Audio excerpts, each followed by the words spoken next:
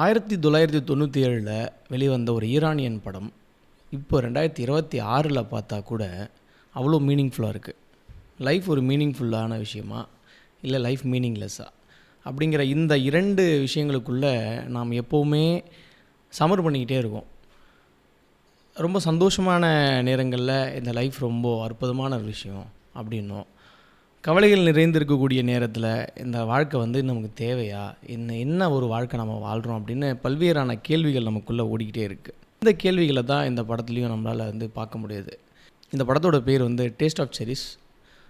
சொல்லவே வேணாம், ரொம்ப ஃபேமஸான அப்பாஸ் கியாரஸ்டமியோடைய படம் தான். நிறைய பேர் இதை பார்த்துருப்பாங்க.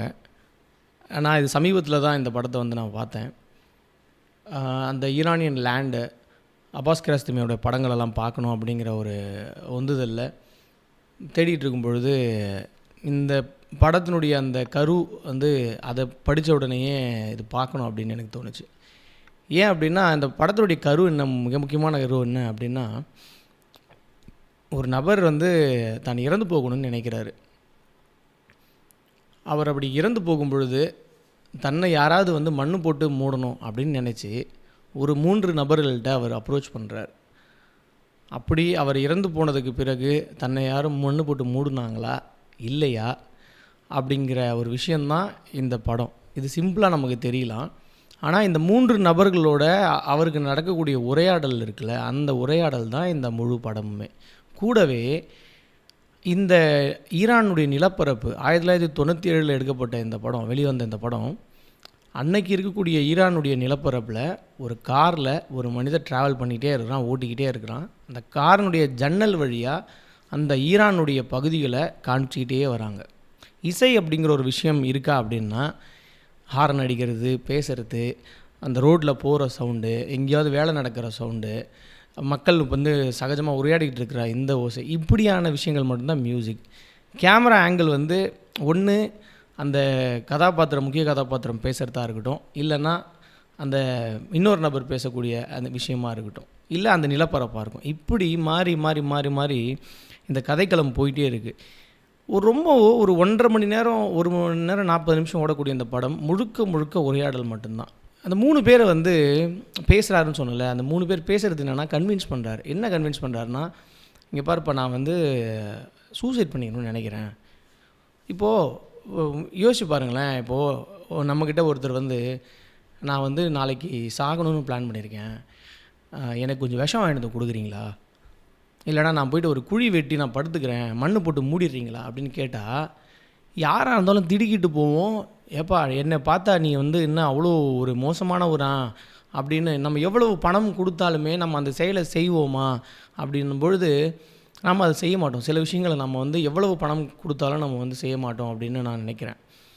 அப்படி அவர் 3 விதமான மனிதர்களை கன்வின்ஸ் பண்ணுறாரு. என்ன கன்வின்ஸ் பண்ணுறாருன்னா, நான் நிறைய தூக்க மாத்திரைகளை சாப்பிட்டு போய் தூங்கிடுவேன், அடுத்த நாள் காலையில் நீ விடிய காலையில் என்னை நீ என்னுடைய பேர் சொல்லி என்னை 2 முறை அழைக்கணும்.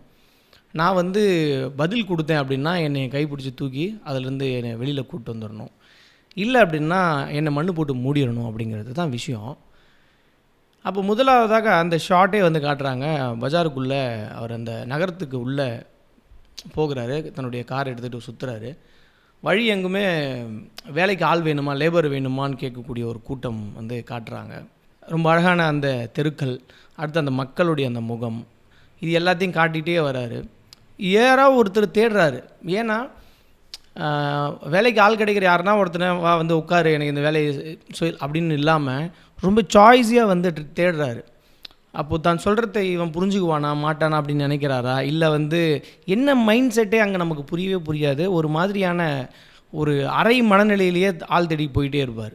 அப்போ முதலாவதாக ஒரு இளம் இராணுவ வீரனை அவர் பார்ப்பார். அப்போது அவன்கிட்ட பேச்சு கொடுத்துக்கிட்டு இராணுவத்தில் நடக்கக்கூடிய விஷயங்களை அவர் பேசிக்கிட்டு தன்னுடைய குடும்ப பின்புலத்தை பற்றி விசாரித்து கேட்டுக்கிட்டே அவர் போவார். போகும்பொழுது அப்போது திரும்பி இந்த டைமுக்கு உன்னை விடணும், நான் விட்டுறேன், நீ போகிற இடத்துக்கு நான் விட்டுறேன், எனக்கு ஒரு ஃபேவர் பண்ணு அப்படின்னு கேட்கும்போது அவர் அந்த ஃபேவரை சொல்லுவார். என்னென்னா, இதுதான் நைட் நான் போயிட்டு மாத்திரையெல்லாம் சாப்பிட்டுட்டு தூங்கிடுவேன், அடுத்த நாள் காலையில் நீ என்னை எழுப்பணும், நான் எழுந்திரிக்கலாம், என்னை மண்ணு போட்டு மூடிடணும், எனக்கு இந்த லைஃப் வாழறதுக்கு பிடிக்கல அப்படின்னு சொன்ன உடனே ஒரு இளம் வயதில் இருக்கக்கூடிய ஒரு இராணுவ வீரன் தன்னுடைய பதட்டத்தை வந்து வெளியில் காமிச்சிக்காமல் ரொம்ப அமைதியாக என்ன பண்ணுறதுன்னு தெரியாமல் விழிப்புதுங்கி போய் நிற்கிற ஒரு மொமெண்ட் இருக்கும். அப்போ அந்த வயசில் ஒருத்தன் எப்படி இதை டேக்கிள் பண்ணுவான் அப்படிங்கிறது இருக்குல்ல, அதை வந்து ரொம்ப அழகாக வந்து காமிச்சிருப்பார். அந்த உரையாடல் மூலயமா காமிச்சிருப்பார். கடைசியாக இவன் ஏதோ பெரிய பைத்தியம் பொழுது இவன்ட்டு நம்ம தப்பிச்சே ஆகணும் அப்படின்னு நினச்சி வண்டி நிறுத்த சொல்லி அவன் வந்து அங்கேருந்து தப்பிச்சு ஓடுறக்கூடிய ஒரு நிலை வந்து இருக்கும். சரி, ஓகே, அவன் போயிட்டான், நம்ம வேறு யாரும் போகணும்னா அடுத்து அந்த இறந்து போவதற்கான அந்த தேடல் வந்து திருப்பி அடுத்தவனை நோக்கி போகும். அப்போ ஒரு தனியாக ஒரு இடத்தை வந்து காவல் பார்த்துட்ருக்கிற ஒரு நபர் இடத்துல பேச்சு கொடுப்பார்.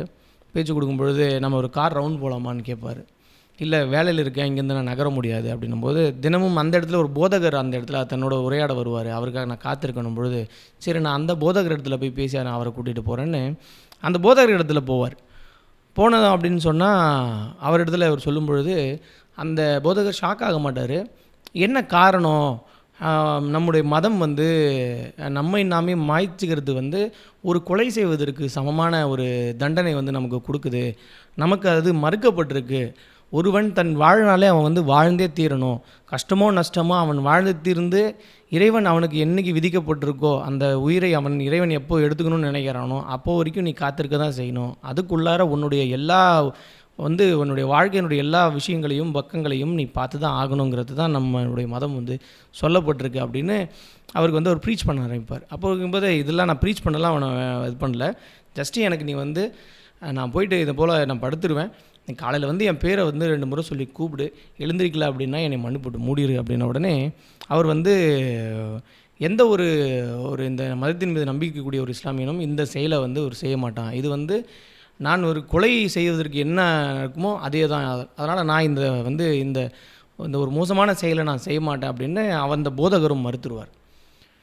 ஆக அடுத்து ஒரு காட்சி திருப்பி வேறு ஒரு மனிதர் அவர் தேடி போயிருப்பார். ஒரு வயதான ஒரு முதியவர். அவர் வந்து ஒரு மியூசியமில் ஒரு கார்டாக வேலை செய்திருக்கக்கூடிய ஒரு நபராக இருப்பார். அதாவது அந்த மியூசியமில் ஒரு வேலைகளை செய்துட்டுக்கூடிய ஒரு நபராக இருப்பார், ஒரு முதியவர். அப்போ பாருங்கள், இளமையான ஒருத்தர், நடுத்தர ஒருத்தர், ஒரு முதியவர், தன்னுடைய லைஃப்பை எல்லாத்தையும் பார்த்துட்டு வந்த ஒரு முதியவர்.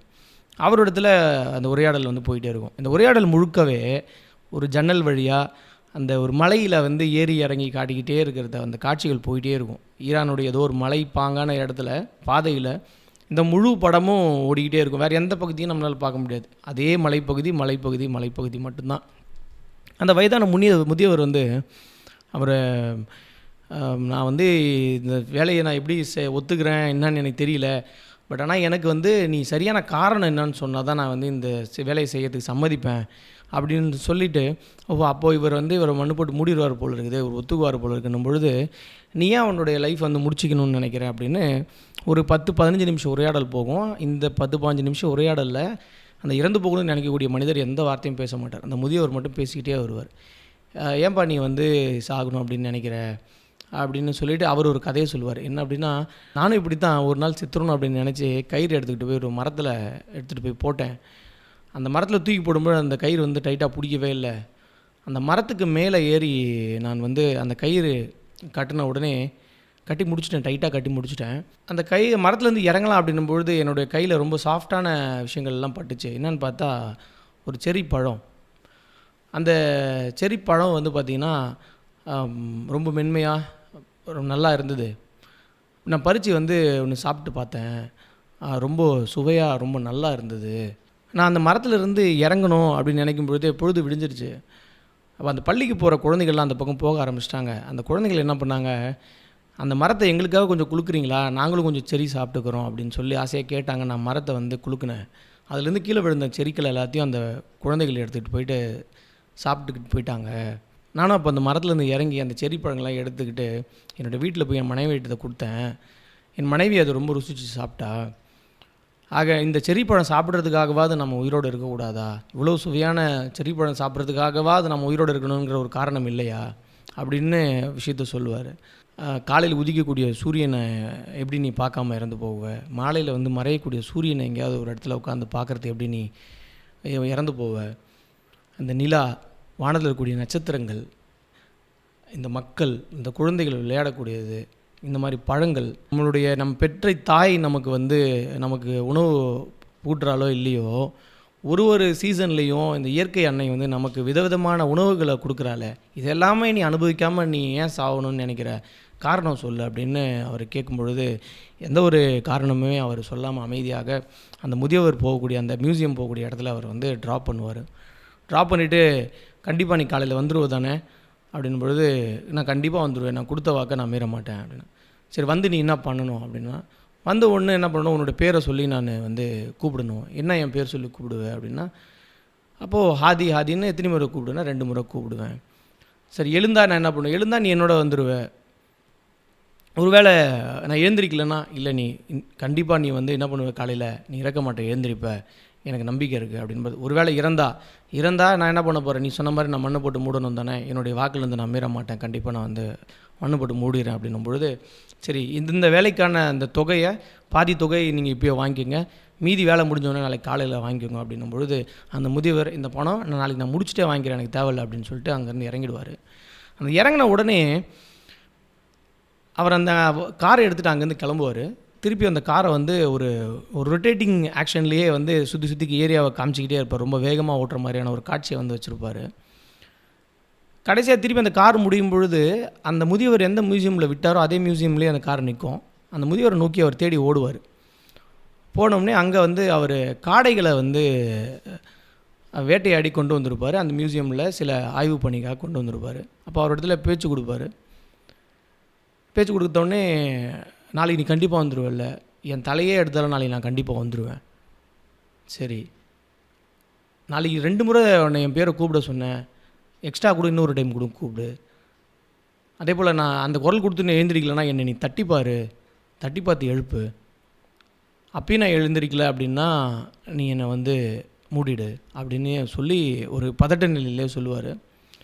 நீ போ, என் வேலை எனக்கு தெரியும், நீ கிளம்பு அப்படின்ட்டு அவர் தன்னோட வேலையை பார்க்க போயிடுவார். அப்போது அன்றைக்கி தன்னோட வீட்டுக்கு போயிட்டு எல்லாமே முடிச்சுட்டு ஒரு டாக்ஸி வர வச்சு அங்கேருந்து பிடிச்சிக்கிட்டு அந்த குழி வெட்டியிருக்கக்கூடிய இடத்துல போயிட்டு அவர் போவார். போன வரையிலே ஒரு நல்ல ஒரு மழை, இடியுடன் கூடிய ஒரு மழை பெய்யறதுக்கான ஒரு சுச்சுவேஷன் இருக்கும். நல்லா இடி இடிச்சிக்கிட்டு இருக்கும், மின்னல் நல்லா வெட்டிக்கிட்டு இருக்கும். அப்போ இந்த சுச்சுவேஷன்லேயே அவர் அங்கே போவார். போயிட்டு அந்த வெட்டியிருக்கக்கூடிய குழியில் போயிட்டு அவர் படுத்துருப்பார். அந்த மின்னல் வெட்டினோடையே அவரோட முகம் வந்து நிறைய முறை காட்டிக்கிட்டே இருப்பாங்க. மழை சவுண்டு நல்லா கேட்கும், ஸ்க்ரீன் முழுக்க இருட்டிடும், எதுவுமே தெரியாது. மழை நல்லா பெய்யும், இதோடு அந்த படமும் முடிச்சிடும்.